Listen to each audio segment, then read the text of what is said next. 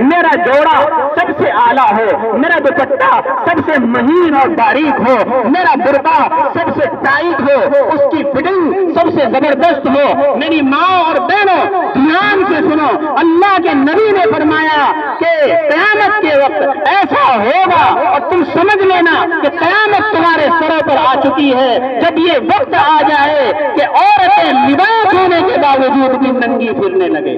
تمہیں سمجھ میں نہیں آ رہا ہوگا شاید کہ جب لباس ہے تو ننگی کیسے ہو جائے گی۔ ننگی ہونے کا مقصد یہ ہے، برقع بھی اوپر سے ہے، آنکھیں کھلی ہوئی ہیں، اور برقعے کی سیٹنگ ایسی ہے کہ چھاتی الگ سے نظر آتی ہے، سینہ الگ سے نظر آتا ہے، پیٹ الگ سے نظر آتے ہیں، پیر اور پیچھے کا حصہ الگ سے نظر آتا ہے۔ سوچ کے بتاؤ اور ایمانداری کے بتاؤ، کیا تم نے صرف یہ پردے کے لیے پہنا تھا؟ ایمانداری سے بتانا، کیا یہ تمہارا پردہ ہے؟ ہرگز پردہ نہیں ہے۔ اگر پردے کی تمہاری نیت ہوتی تو ڈھیلا برقع تمہارا ہوتا، تمہارے جسم کا کوئی حصہ اور کوئی عضو نظر نہیں آتا تمہارے برقعے میں۔ لباس اتنا باریک کہ تمہارے پنڈلیاں نظر آتی ہیں، اور پنڈلیاں چھوڑو، اب تو لباس ایسا کہ بر اور فروٹ ایسی کہ اس میں نائٹ لگی ہوتی ہے، ساری آستین اور پوری بازو نظر آتی ہے، جسم نظر آتا ہے، پیروں کا جسم نظر آ رہا ہے، چھاتیاں جسم نظر آ رہی ہے، اور پھر ہمیں برا لگتا ہے کہ ہماری بچی کی طرف کوئی نظر دیکھ رہا ہے، ہماری بچی کے ساتھ کوئی ٹانکا بڑھا رہا ہے، سیٹنگ کر رہا ہے۔ تمہیں برا لگتا ہے، کیوں لگتا ہے تمہیں برا؟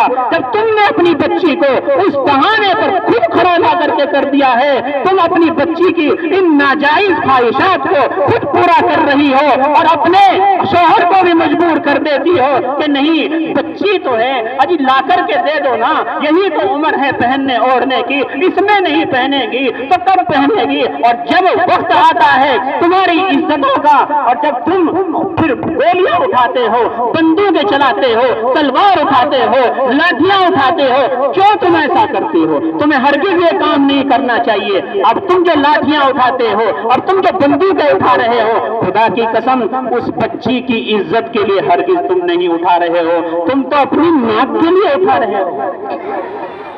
اب تم اپنی ناک کے لیے اٹھا رہے ہو۔ اگر بچی کی عزت کے لیے اٹھایا ہوتا تو آج یہ نوبت نہ آتی۔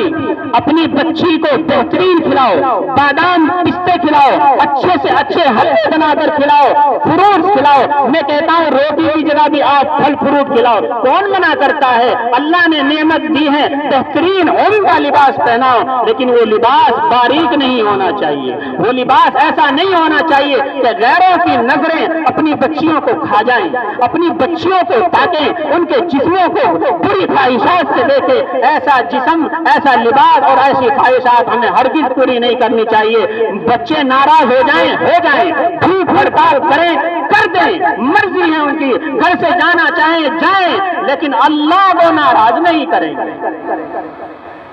بتائیں کون کون مائیں وعدہ کرتی ہیں آج بیٹھ کر کے؟